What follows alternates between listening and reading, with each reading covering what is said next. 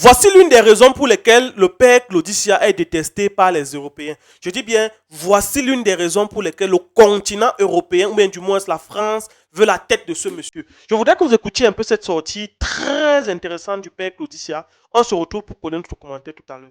Chers toutes et chers tous, membres de la génération consciente, le 25 mars 2026 est et restera un jour historique.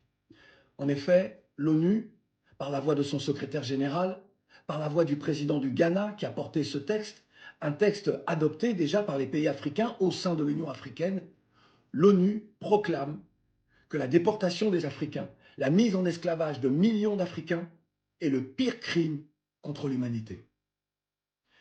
Cette victoire nous appelle et nous ramène aux premières luttes menées dès le début du XXe siècle par des afrodescendants sur ces questions de reconnaissance, questions de mémoire qui occupent l'ensemble de l'humanité.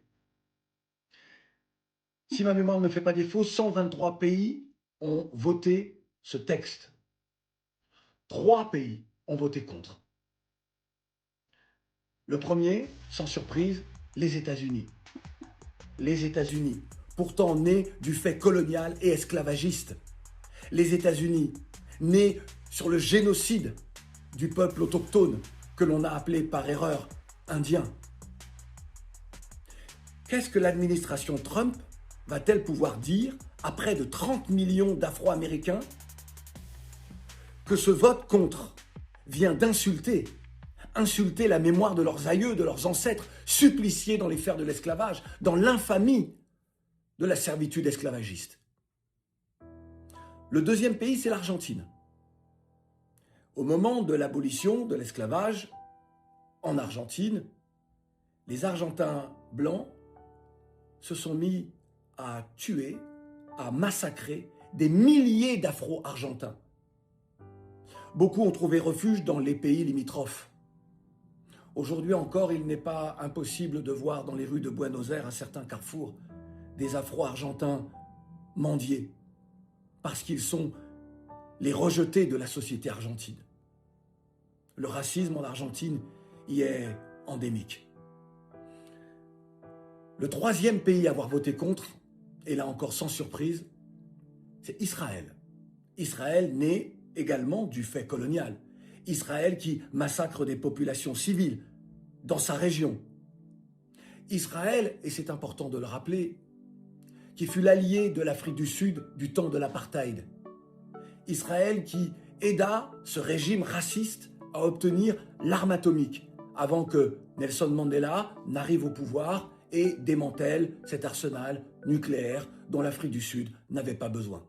Je reprends les propos de Madiba. L'Union européenne s'est abstenue. L'Union européenne s'est abstenue. La France, par la voix de son représentant à l'ONU, a estimé que ce texte était probablement de nature à différencier les différents crimes contre l'humanité. Je tente de résumer. Est-ce là le summum de l'hypocrisie? Je voudrais rappeler ici qu'il y a quelques années, les responsables, les représentants du peuple français, au sein de l'Assemblée nationale, ont voté une loi que nous avons toutes et tous applaudie, qualifiant le génocide arménien de crime contre l'humanité. Avant de continuer, j'ai une petite information à vous passer. Dans quelques jours, je vais me rendre en Chine.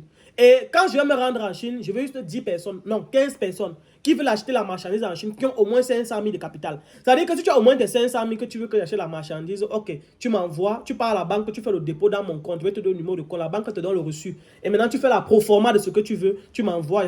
Une fois que je serai là-bas, je vais acheter ta marchandise et je vais envoyer ici. Et s'il y a des Camerounais, par exemple, qui sont en Chine, qui veulent faire la publicité de leur business, qui veulent dire dans quoi ils font, bref, des Camerounais, des Africains qui sont là-bas et qui aimeraient, contactez-moi dès maintenant. Une fois que je serai sur le territoire, on va faire des vidéos. Je vais vous mettre en avant. Et même au Cameroun actuellement où je suis, si vous êtes au Cameroun, par exemple, et que vous faites du business, peu importe où vous êtes, Douala, Yaoundé, Bafoussam, vous payez juste mon transport, je viens, je fais la pub de votre business, on va faire une vidéo de presque 30 à 40 minutes où on va parler non seulement de vous, de votre business, de l'activité, des difficultés que vous rencontrez, et de peu importe les secteurs d'activité, si vous êtes à Yaoundé, Douala, Bafoussam, contactez-moi, je peux me déplacer en fonction du nombre de personnes. C'est-à-dire, si à Douala j'ai 5 personnes, je peux quitter ici, je m'en vais voir 5 personnes à Douala, je filme avec eux, je rentre. Si à l'ouest j'ai 10 personnes, je peux quitter, je m'en vais voir d'ici au nord, ainsi de suite. Vous payez mon transport, je viens, je vous filme gratuitement. C'est-à-dire, je ne vous demande pas de me payer pour la communication, pour la visibilité. Je vous demande juste de payer mon transport. Je me déplace, je viens vous filmer et je mets en ligne. Donc, si vous êtes intéressé par les deux services concernant le voyage en Chine, même si vous êtes en Chine, contactez-moi là maintenant pour que je puisse avoir le compte, pour que je puisse vous enregistrer. C'est le 6 237 698 63 09 95. C'est mon numéro, c'est WhatsApp. Vous pouvez appeler directement. Je vais répondre sur ces numéros. On continue. Je voudrais rappeler aux représentants de l'État français que depuis 2001, la France s'est dotée d'une loi qualifiant la traite négrière et l'esclavage de crimes contre l'humanité. Je voudrais rappeler que le 23 mai est pour tous les Français dont les ancêtres furent esclaves un jour de recueillement. La date du 10 mai et la date du 23 mai sont des dates républicaines qui, finalement, par la position de la France, viennent d'être piétinées par les représentants de la République française. Le 23 avril 1993, je fus le premier en France à organiser une marche de commémoration de l'abolition de l'esclavage que nous avions baptisée la marche des nègres marrons. Dès cette période-là, je n'ai cessé de prendre des coups et j'en prends encore aujourd'hui. Et au moment où je fais cette vidéo, cette journée est une journée très particulière pour moi puisque ma vie professionnelle va changer. Le 25 mars est donc une journée historique, le 25 mars 2026. Mais les combats ne sont pas terminés.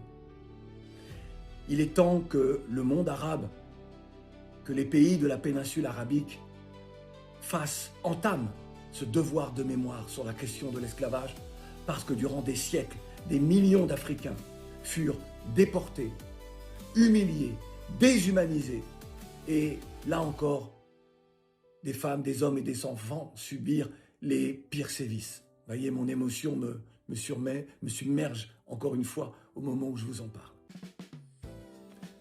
Les combats ne sont pas terminés au nom de la dignité humaine, quelle que soit la couleur de la peau des victimes, la religion des victimes, le genre des victimes, le milieu social des victimes. Et il est important, encore une fois, de le dire encore et encore.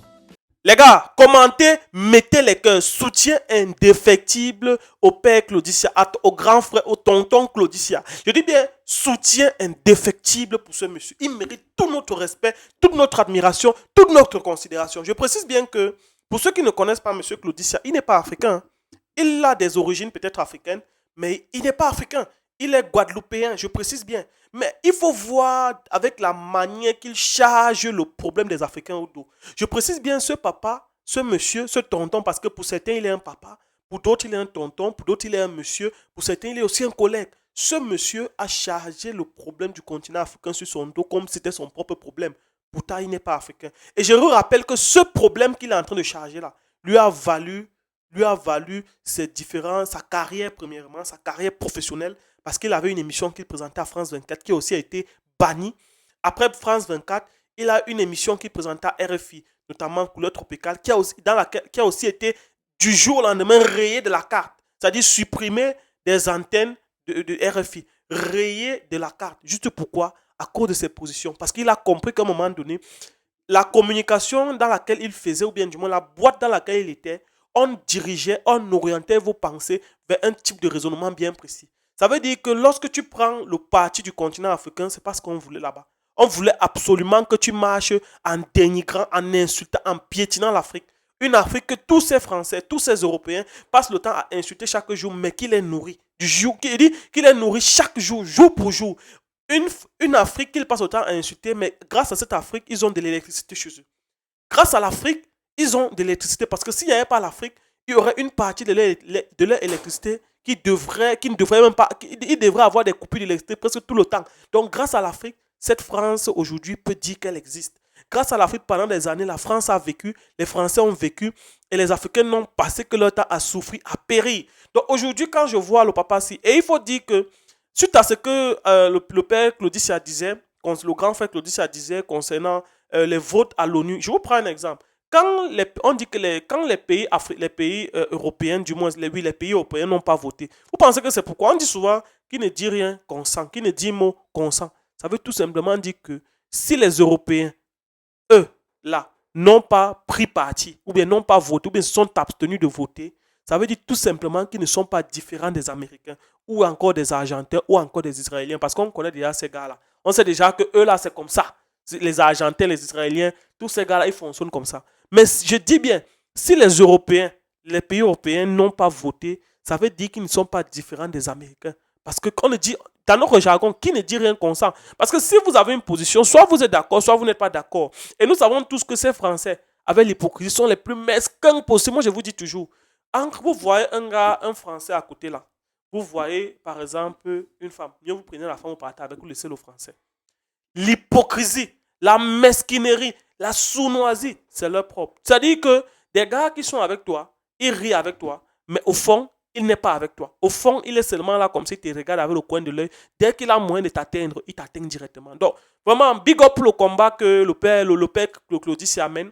À côté de lui, on a eu des gens qui ont mené les mêmes combats comme les Nathalie Yam, les Alain Foka, le père Alain Foka, les Kémy Seba, les Franklin Nyamsi et bien d'autres encore. Et ils en ont payé. Moi, je pense que le père Claudie aujourd'hui doit tout faire pour essayer, après ses prises de position et son dernier limogeage de RFI, moi je pense qu'il doit tout faire pour se séparer, pour se désolidariser de la France.